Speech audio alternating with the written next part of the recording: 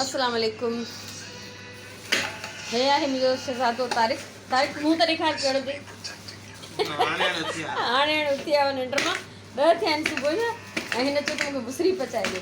असां हिन दफ़े जेको गुड़ वठी आया आहियूं तव्हां यकीन कयो एॾो सख़्तु आहे जो न मूंखां छुरीअ सां थो कटिजे न मूंखां कुटिजे थो। हाणे मां हिनखे चवां त भई तूं गुड़ कुटे ॾे त मां तोखे बुसरी पचाए ॾियां। सो हिते हमरा लॻो पिया गुड़ कुटण में। जीअं गुड़ कुटे वेंदो त मां हिनजी बुसरी ठाहींदमि। सो इहो आहे असांजे व्लॉग जी अॼु जी इब्तिदा। ईअं था कयूं। हा न भले बकरो खपे क़ुर्बानी जी ईद ते वठंदासीं। तारीख़ चवंदा सदाईं अमी तव्हां डैशबोर्ड भरींदा आहियो पर हाणे मां छा कयां बकरियूं बीठियूं ई आहिनि। सो असां वञी रहिया आहियूं थोरो कम सां ॿाहिरि मच्छी वठंदासीं चांवर वठंदासीं ऐं कुझु सुपर स्टोर ते कमु आहे त उहो करण था वञा। ॿार केॾो मज़े सां था खेॾनि उस में। आहिनि बि कंहिं कम वारनि जा ॿार वरी हथ था हलाइनि। घरनि जे ॿाहिरां सावक मूंखे एॾी वणंदी आहे।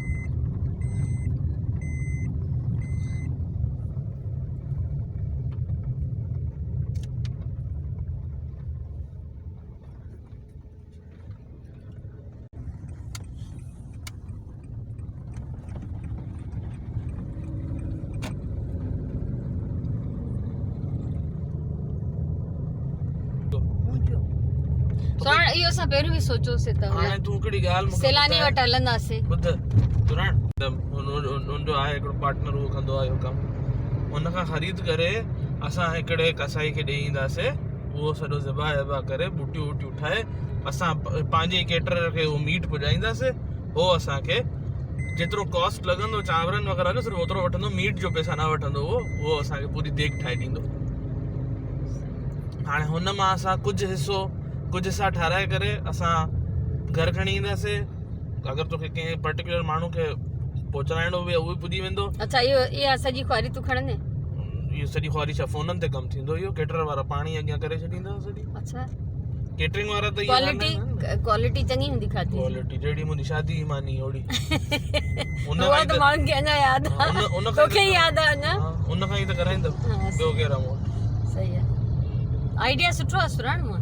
हा बस मां चाहियां थी मूंखे पैसा आहिनि त मां इहो कमु ज़रूरु कयां। माण्हू ऑफिस में आहिनि असां माण्हू घर में आहे तंहिंजे करे असां वञूं था ओखाई मार्केट। बल्कि अची विया आहियूं ओखाई मार्केट ऑलमोस्ट। असां वठंदा आहियूं चांवर।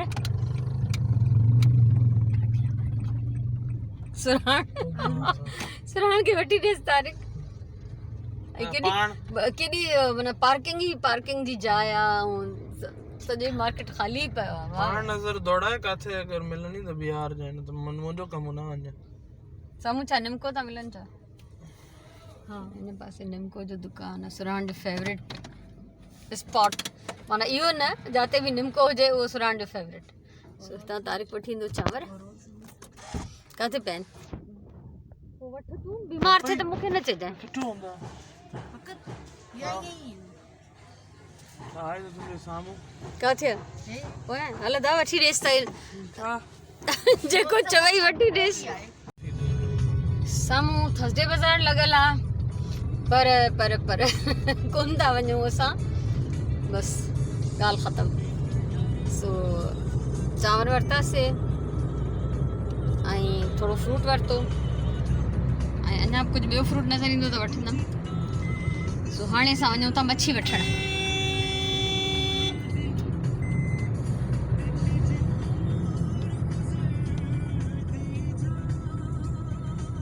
किथां हितां ई वेझो खाई जौहर कॉम्प्लेक्स में वठणी आहे। जाते बि बिहारे मुंहिंजो मच्छीअ सां कमु। मच्छी त हिते ई मिलंदी आहे। हा बसि सही आहे। हिते जाते मिले उते ई बिहारिसि। सभु हिकु जहिड़ा आहिनि। जौहर ते बीहणो अथव? न अॼु त मच्छी वारा ई कोन। पोइ हिते हिकिड़ा गुज़री विया पर उहो न परे रोड ते हुया।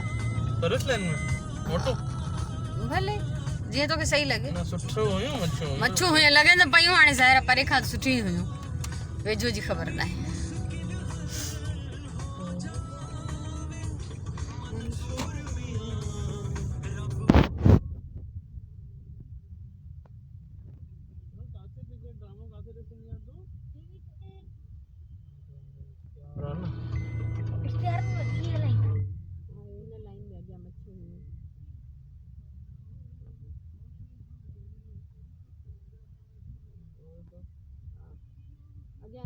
आहिनि जिते बि ॾिसां हेॾा थलो आहे छिलके सारे उतार देने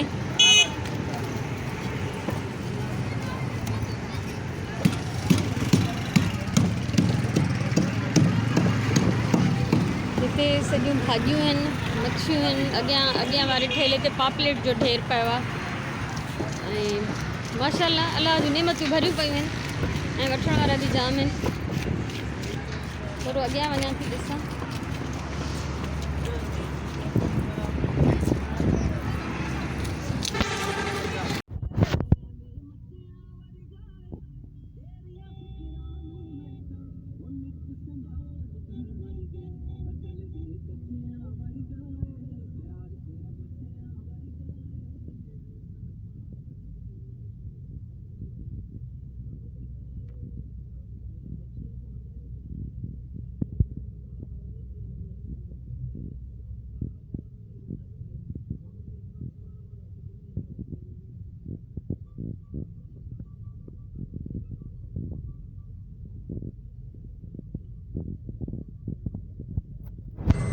असां घर वापसि अची विया आहियूं सुराहण जी दिलि पई चए असां हिकिड़े समोसनि ऐं रोल जे दुकान जे पासे में बीठासीं चांवर वठण जे लाइ त तारीख़ खे चई वठी आहे कुझु फ्रूट वरितोसीं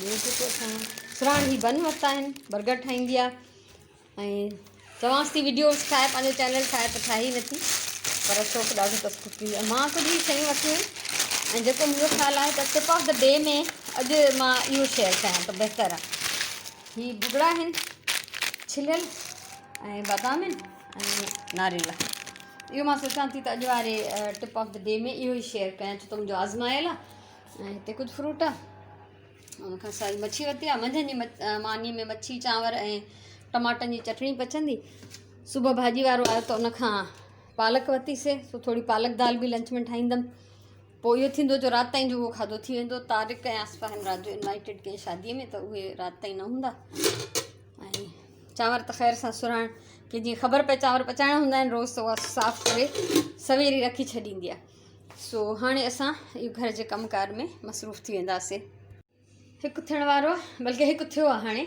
अज़ान बि ईंदी थोरी देरि में ऐं माशाल्लाह अज़ान अचणु शुरू थी वई मच्छीअ खे लूणु ॾेई छॾियो आहे बाक़ी फ्रूट त सुराइण सॼो धोईंदी आहे उन महिल पोइ हुनखे रखंदी आहे पालक बॉइल करण लाइ रखी आहे धोई छॾी दाल भिॼाए छॾी आहे सुराइण ऐं हिते चांवर बि भिॻा पिया आहिनि सुराइण जी महिरबानीअ सां सो खाधो पचंदो नमाज़ पढ़ बि पोइ अॻियां वधिबो ॾींहं में छा थो करे सघिजे अॻियां उहो सभु कुझु तव्हां सां शेयर थींदो इनशाअल्लाह नमाज़ पढ़ी वरिती आहे ऐं लंच जी तयारी हले थी मुंहिंजी पालक दाल पचे थी हिन जी रेसिपी बि अथव अवेलेबल ऐं उनखां सवाइ ई टमाटनि जी चटणी थी पचे पालक जेका कुझु मां बॉइल करण खां पोइ दाल में विधी आहे हीअ हाणे फ्रीज़ थींदी हिते जीरो आहे हिन दाल खे राई ॾियण लाइ बघार उर्दू में चइबो आहे असां सिंधीअ में राई चवंदा आहियूं चांवर हाणे रखंदमि हिकिड़े पासे न ऐं सभिनी खां आख़िर में पचाईंदमि मच्छी फ्राई थींदी 4 थिया आहिनि असल में त मूंखे मथे वञिणो आहे छित ते सवड़ खणी आहे हिकिड़ी स्टोर मां पर मां चई हितां थींदी वञा अॼु तव्हां ॾिसंदव तव्हांखे हीअ नुमाया जेको आहे फ़र्क़ु नज़र ईंदो मुंहिंजे गुलनि में कल्ह ई पन शू कया हुआ अॼु वॾड़ा थिया आहिनि कल्ह खां ॾाढी ख़ुशी थींदी आहे मूंखे ईअं इन्हनि खे वधंदो वेझंदो ॾिसी सो हेठि मुंहिंजे हिन ॻाढ़नि गुलनि ते बि ॾाढी बहार आयल आहे ॼण त सियारे में सो वञा थी मथे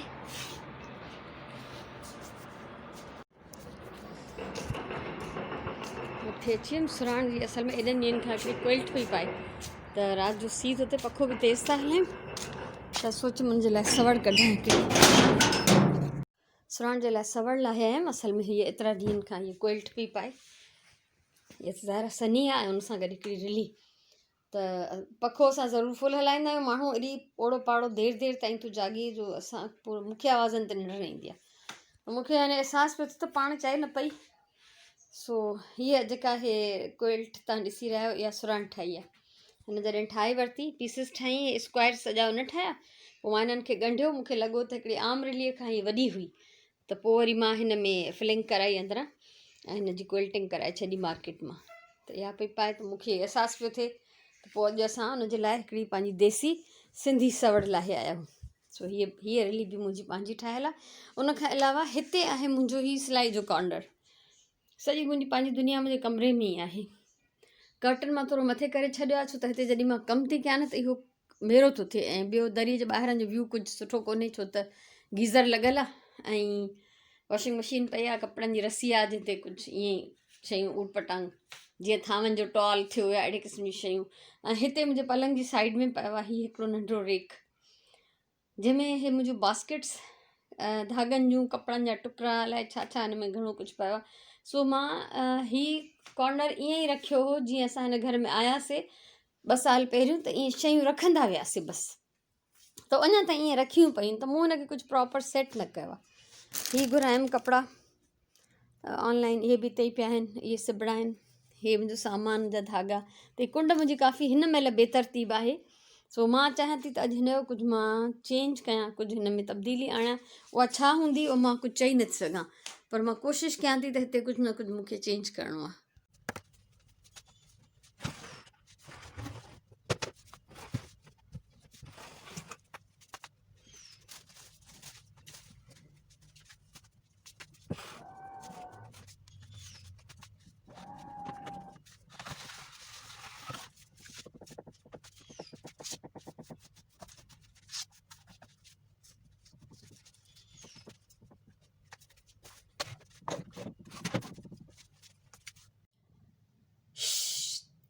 I am stitching.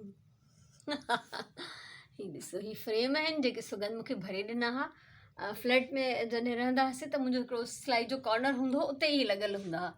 Quilting worms my heart. हीअ नंढिड़ो सिलाई मशीन जो मॉडल।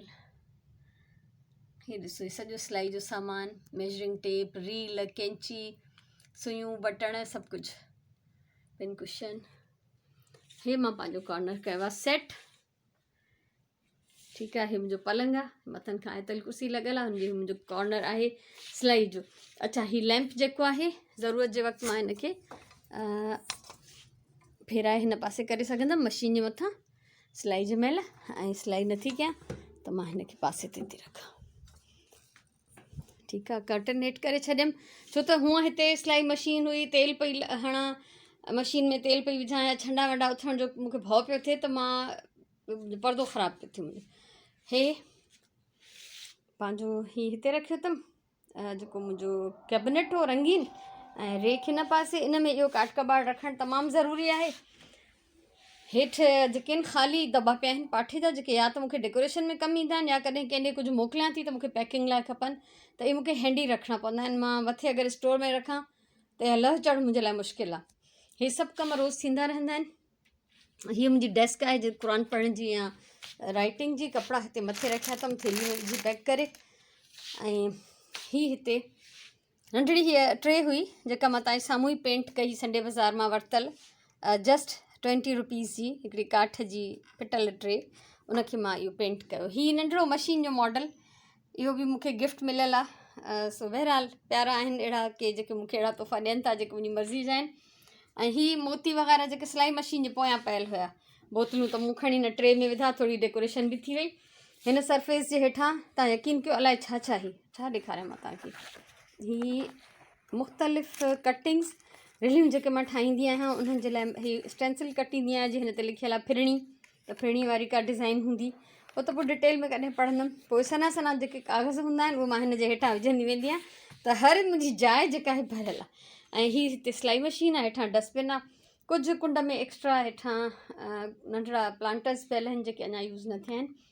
ऐं हीअ सिलाई मशीन जो कवर बि मुंहिंजो पंहिंजो ठहियल आहे। मशीन बि मूं पाण ई मुंहिंजी ठारायल आहे, डिज़ाइन ॾेई घर में वाढे खां घर में विहारे मूं ठाराई। टेबल जेका आहे सॉरी टेबल जी डिज़ाइन। ऐं हीअ मथे हयांमांसि फ्रेम्स। जॾहिं मां सिलाई कंदमि त मां ॾाढो इंजॉय कंदमि। तव्हां बि मूंखे ॿुधाइजो त हीअ मुंहिंजो कॉर्नर जो अरेंजमेंट, हीअ सजावट तव्हांखे कीअं लॻी। ॿी ॻाल्हि त हिते कुंड में मूं वटि को प्लग पॉइंट न आहे, त जॾहिं मां हिते सिबंदी हुयसि त मां हिन पासे हिन प्लग खे यूज़ कंदी हुअमि पॉइंट खे। ऐं हाणे जॾहिं मां हिन पासे सिलाई मशीन रखी आहे त मां ही यूज़ कंदमि पलंग जे मथनि वारो, जंहिंमें मां चार्जर वग़ैरह पंहिंजो विझंदी आहियां फ़ोन जो। सो एक्सटेंशन हिन में विधल आहे पोयां तव्हांखे रखियल नज़र ईंदी त उहा कंहिं बि पासे वधाए थी सघिजे। सो हीअ पोयां मुंहिंजो हिकिड़ो मुंहिंजी बोतल पई आहे, हीअ मां पहिरियों बि ॾेखारी आहे। हिन बोतल में एक्स्ट्रा बटण आहिनि, हिन में मुंहिंजा लेबल्स आहिनि जेके मां क्रिएटिव हैंड्स बाय NW जे नाले सां कमु कंदी आहियां, उहो मां ज़रूरु हणंदी आहियां। सो इहा मुंहिंजी सेटिंग थी वई कंप्लीट, ऐं तव्हांजा कमेंट्स मूंखे ज़रूरु खपंदा। सो हाणे सांझीअ जी अज़ान जेका थियण वारी आहे त उनजी तयारी कंदमि निमाज़ जी। हथु मुंहुं धोइणो पवंदो छो त ॾाढी डस्ट हितां निकिती आहे। ठीकु आहे।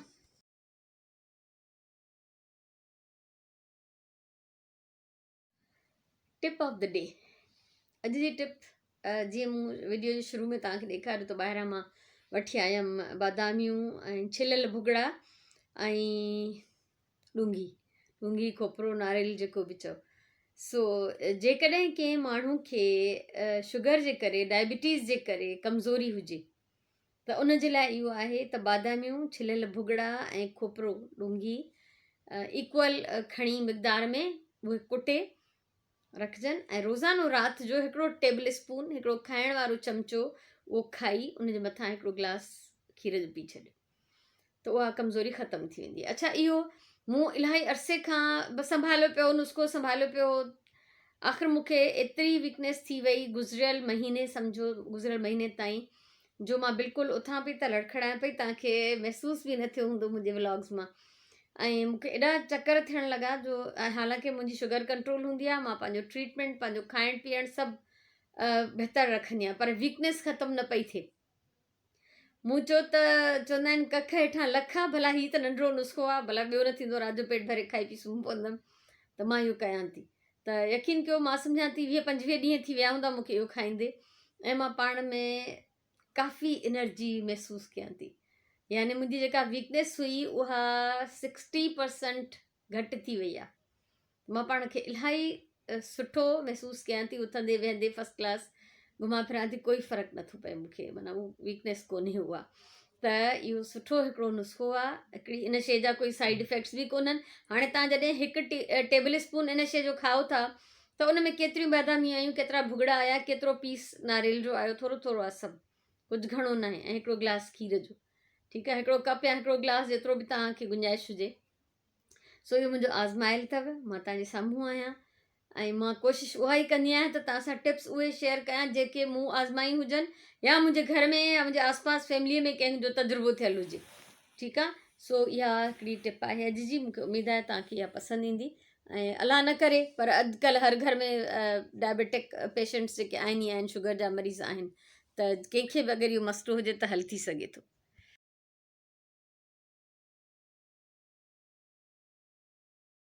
अॼु जी चङी ॻाल्हि, इहो बि मां तव्हां सां पंहिंजो तजुर्बो ई हिकिड़ो शेयर कयां थी त नेगेटिव ॻाल्हियूं, ख़राबु ॻाल्हियूं, ॾुखाईंदड़ ॻाल्हियूं दिलि में न रखो।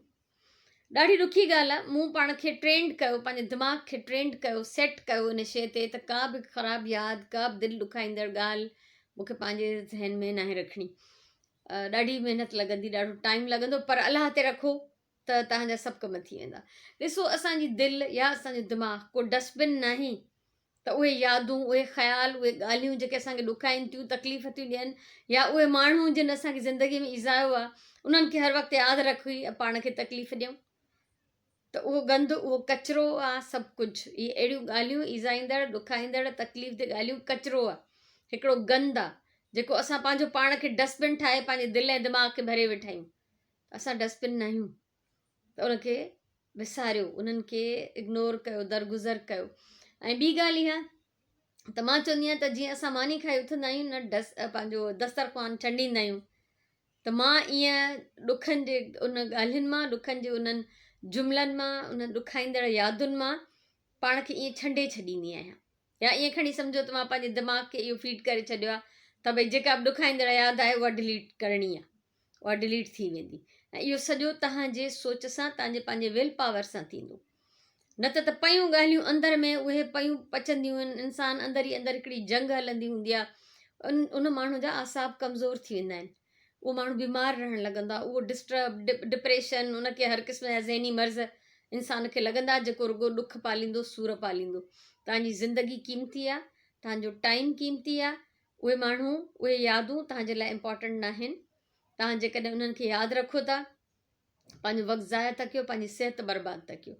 छा जिन तव्हांखे तकलीफ़ ॾिनी, जिन ख़्यालनि, जिन ॻाल्हियुनि, जिन वाक्यनि, जिन माण्हुनि तव्हांखे तकलीफ़ ॾिनी, उहे तव्हांखे एॾा प्यारा आहिनि छा जो हर वक़्तु उन्हनि खे वेही यादि कयो ऐं उन्हनि जो वेही ज़िक्र कयो? न, तव्हांजी ज़िंदगी क़ीमती आहे, हिकु दफ़ो मिली आहे, ॿीहर न मिलंदी। उनखे इन्हनि नेगेटिव ॻाल्हियुनि जे चकरनि में, उन्हनि सोचनि में न विञायो।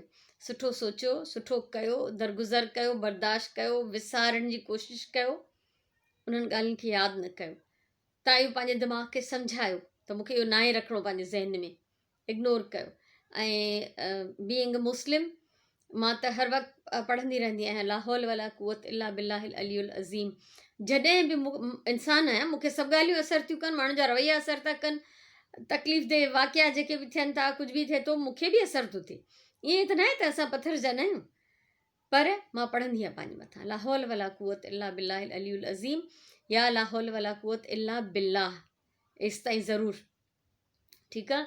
सो इन सां ॾाढो रिलैक्स थींदो। तव्हां ॿियो अस्तगफार पढ़ो, अस्तगफिरुल्लाह, अस्तगफिरुल्लाह, पूरो हिकिड़ो वॾो अस्तगफार न पढ़ो तव्हां, अस्तगफिरुल्लाह, अस्तगफिरुल्लाह इहो पढ़ो। ऐं पंहिंजे ज़हन खे पाण सम्झायो, पंहिंजी सोच ते कंट्रोल रखो, पंहिंजे ज़हन ते कंट्रोल रखो, पाण खे मसरूफ़ रखो, सुठियूं आदतूं, सुठियूं एक्टिविटीज़ अख़्तियार कयो। इन नेगेटिविटी मां पंहिंजी जान छॾायो। उहा तव्हांखे उॾईअ वांगुरु खाईंदियूं इहे सोचूं, इहे ख़्याल, इहे त हिन हीअं मूंखे छो चयो, मूंसां हीअं छो थियो, हिन हीअं छो कयो, मां हिन खे अहिड़ो जवाबु ॾींदमि, मां ई भई जंग हलंदी आहे, कशमकश अंदरि में करे कुझु न सघिबो आहे, पर पाण खे नुक़सानु थींदो रहंदो आहे, उॾई उहा खाईंदी रहंदी आहे इंसान खे अंदरां ई अंदरां। सो इन नेगेटिविटी मां, नेगेटिव सोचनि मां, नेगेटिव ॻाल्हियुनि मां जान छॾायो। पंहिंजी इन क़ीमती प्यारी ख़ूबसूरत ज़िंदगी जो क़दुरु कयो।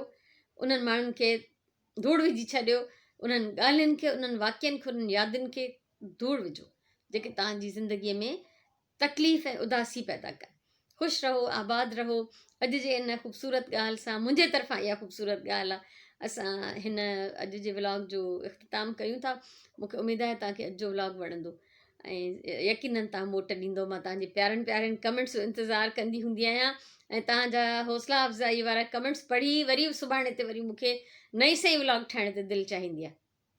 सो मुंहिंजे तरफ़ां ॾाढो सारो प्यार, ॾाढी सारियूं दुआऊं। अलाह से हमेशह तव्हांखे आबाद रखे, सुठो सोचण जी, सुठो करण जी तव्हांखे तौफ़ीक़ ॾे।